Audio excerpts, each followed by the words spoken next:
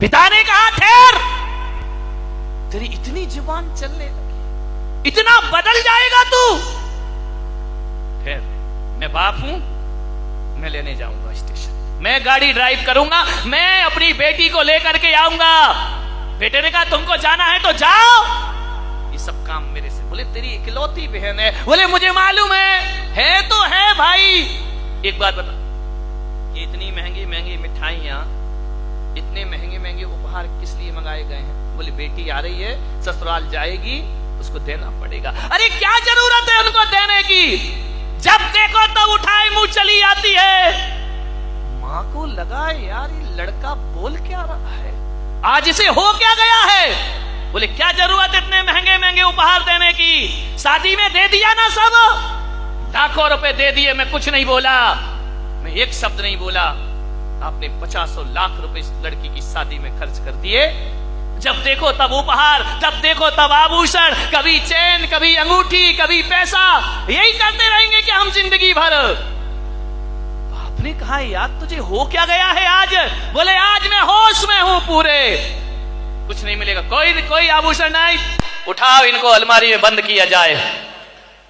आपने कहा यार जब देखो तब यहां ससुराल से चली आती है।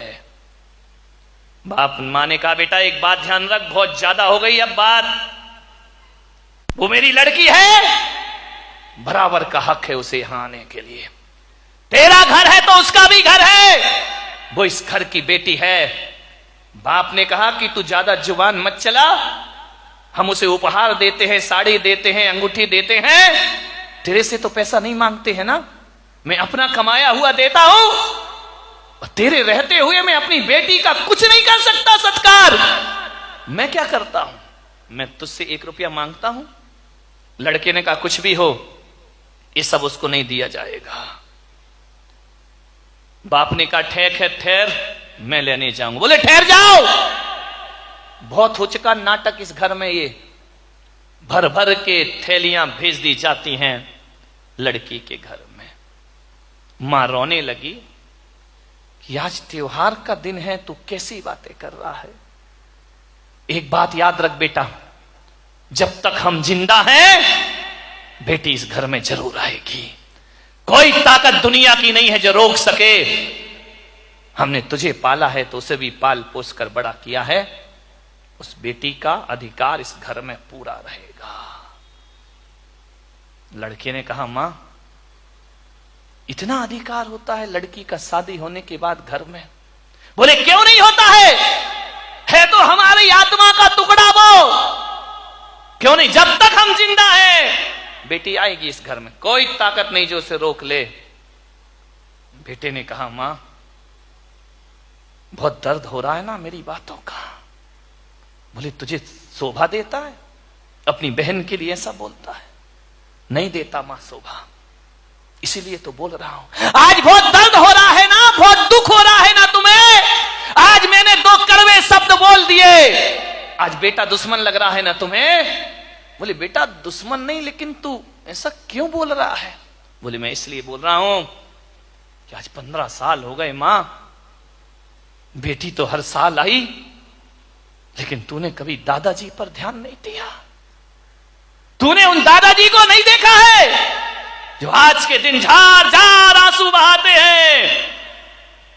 क्या हुआ, 15 साल से इस घर में बुआ नहीं आई है मां, ध्यान रखिए।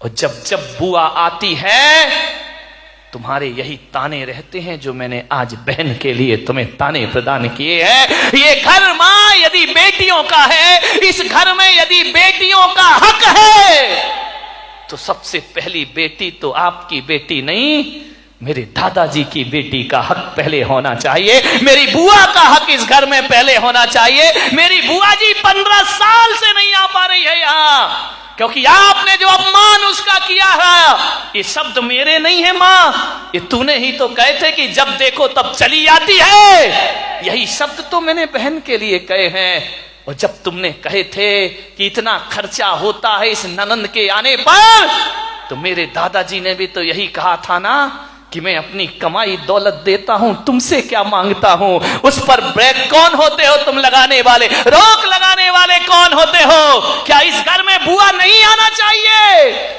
उसका भी तो घर है ना ये। 15 दिन 15 साल से राह देखती है, मैं भी अपने पीहर में जाऊं। दुर्भाग्य है कि इस घर में बेटियों का तो स्वागत होता है, लेकिन बेटी बेटी में बड़ा भेद किया जाता है। अपनी बेटी बेटी, ससुर की बेटी बेटी नहीं है, ध्यान रखिए। आज ऐसी बेटियां भी हैं जो थाली लिए इंतजार करती हैं कि शायद पीहर से कोई बुलावा आ जाए हमारे